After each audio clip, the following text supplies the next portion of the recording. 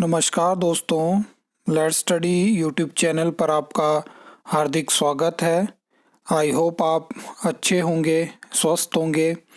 इस वीडियो में हम हिमाचल प्रदेश में आउटसोर्स भर्तियों के बारे में बात करेंगे कि किस तरह से आपको आउटसोर्स भर्तियां हिमाचल प्रदेश में पहले देखने को मिली हैं और किस तरह से आपको नई भर्तियां देखने को मिलेंगी। इसके अलावा हम बात करेंगे जो HPSC-DC से हमें लेटेस्ट RTI रिप्लाई मिला है कि बनबीर भर्ती का क्या स्टेटस है, होमगार्ड भर्ती का क्या स्टेटस है और बाकी जो आउटसोर्स भर्तियां आपको देखने को मिलने वाली उनका क्या स्टेटस है, उसके बारे में हम बात करेंगे। तो ये वीडियो लंबी होगी, लेकिन मैं कोशिश करूंगा कि आपको मैं थोड़ा डिटेल में बता पाऊँ कि किस तरह से आउटसोर्स रिक्रूटमेंट होती है, क्योंकि बहुत सारे ऐसे स्टूडेंट हैं जिनको जानकारी नहीं है कि आउटसोर्स रिक्रूटमेंट किस तरह से होती है और अगर हम इनके लिए अप्लाई करना चाहते हैं तो कैसे अप्लाई कर सकते हैं। सबसे पहले मैं आपको बता दूं कि हिमाचल प्रदेश के अलग अलग डिपार्टमेंट बोर्ड कॉरपोरेशन के लिए आउटसोर्स रिक्रूटमेंट होती है और इस टाइम की अगर आप बात करोगे तो मैक्सिमम जो आउटसोर्स रिक्रूटमेंट आपको देखने को मिली है वो जो है वो Himachal Pradesh state electronic development corporation यानी HPSC-DC के माध्यम से देखने को मिली है। इसके अलावा नाइलेट शिमला के माध्यम से भी कुछ रिक्रूटमेंट निकलती है, लेकिन वर्तमान सरकार के कार्यकाल में आपको HPSC-DC के माध्यम से ही मैक्सिमम भर्तियां देखने को मिलेंगी।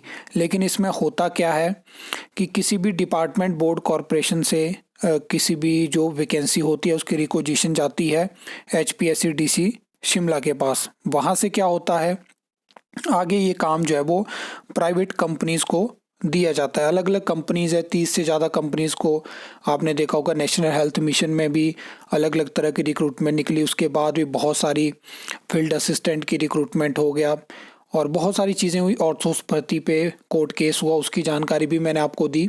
फिर क्या होता है कि ये जो कंपनीज़ हैं ये रिक्रूटमेंट नोटिस निकालती हैं और मैक्सिमम टाइम डिस्ट्रिक्ट वाइज हमें जब रिक्रूटमेंट नोटिस देखने को मिलते हैं। अदरवाइज़ कुछ ऐसी वैकेंसी है कि 100 ही वैकेंसी है तो डायरेक्ट अलग अलग कंपनीज़ के माध्यम से ये रिक्रूटमेंट करवाते हैं।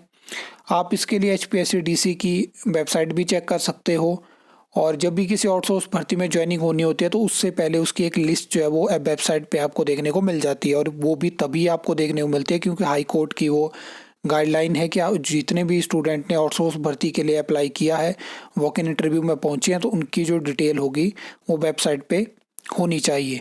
तो जिनको भी डाउट है कि किस तरह से आउटसोर्स रिक्रूटमेंट होती है, तो प्राइवेट कंपनीज़ के माध्यम से रिक्रूटमेंट नोटिस और मैक्सिमम टाइम वो आपको न्यूज़पेपर में देखने को मिलते हैं। कभी कभी ऐसा होता है उनकी जानकारी भी नहीं रहती है और इंटरव्यू हो जाते हैं। तो कुछ इस तरह से आउटसोर्स रिक्रूटमेंट होती है। ज्वाइनिंग में क्या होता है कि ईमेल के माध्यम से या फ़ोन के माध्यम से कंपनी जानकारी देती है कि आपको ज्वाइन करना है और वैसे ही फिर ज्वाइनिंग हो जाती है। तो यहाँ से आपको पता चल रहा होगा कि कितनी ट्रांसपेरेंसी आउटसोर्स भर्तियों में होती है। आगे अगर हम नेक्स्ट बात करें तो एक RTI लगाई गई थी, डेट आपके सामने है और रिप्लाई इसका हमें देखने को मिलता है कि यहाँ पे HPSC-DC कहता है कि आप जो है वो विज़िट करिए और विज़िट करके हम आपको सारा रिकॉर्ड दिखा देंगे, इंस्पेक्शन ऑफ रिकॉर्ड। और मैंने जस्ट आप यहाँ पे ध्यान से देखिए, सिर्फ जानकारी मांगी थी कि आपके पास इस टाइम पे कौन कौन सी आउटसोर्स वैकेंसी की रिक्वेजिशन है और बनबीर और होमगार्ड वैकेंसी का आप बताइए और 2025 में आपके पास कौन कौन सी रिक्वेजिशन पहुंची है, ये जानकारी मांगी थी। लेकिन इतने टाइम के बाद देखिए आप रिप्लाई मिलता है कि आप शिमला आइए, हमारे ऑफिस आइए और वहाँ पे रिकॉर्ड आप चेक करिए। उसमें भी एक्स्ट्रा जो है वो फीस लगेगी, जहाँ पे 30 मिनट के लिए 20 रुपीज़ आपको पे करने पड़ेंगे। तो कुछ इस तरह के मैटर है। ये पहले भी ये चीज़ें हो रखी हैं। वहाँ पे क्या होता है कि फाइल आपके सामने रख दी जाती है और आप चेक करते रहिए। लेकिन मेरा कहने का मतलब है कि जब RTI में आपके किसी कॉरपोरेशन से ऐसी जानकारी मांगी है जहाँ पे स्पेसिफिक किसी 2 पोस्ट की बात करी गई हो, तो वहाँ पे आप जानकारी दे सकते थे। अगर उसमें से 2 पॉइंट पे आपको लग रहा था कि ये बहुत बड़ी यहाँ पे रिप्लाई हो सकता है तो उसमें आप मना कर सकते थे। अभी रिसेंटली जो है वो राज्य चयन आयोग से रिप्लाई मिलता है जिसमें कि 30+ पेजेस थे और मैंने उसमें एडिशनल 70 फीस पे करी, उसके बाद रिप्लाई मेरे पास पहुंचा।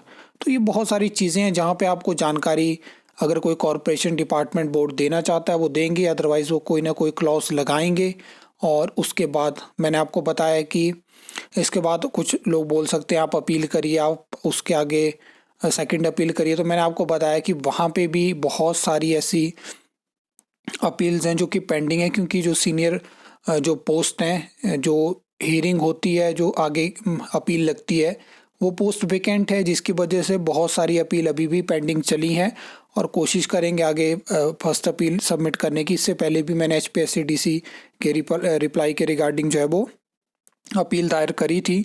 कुछ केसेस में 8 महीने के बाद भी जानकारी मिली है। तो ये चीज़ें हैं, आई होप यहाँ से आपको जानकारी मिली होगी, क्योंकि बहुत सारे ऐसे स्टूडेंट थे जो पूछ रहे थे बनबीर भर्ती के बारे में, होमगार्ड भर्ती के बारे में, और मैंने उनको बताया था कि RTA के माध्यम से मैंने जानकारी मांगी है। लेकिन जब ये रिप्लाई मुझे देखने को मिला तो फिर उसके बाद ज़रूरी था कि मैं आपको इन्फॉर्मेशन दे पाऊँ कि कुछ इस तरह का रिप्लाई है और यहाँ से हमें कुछ भी जानकारी देखने को नहीं मिली।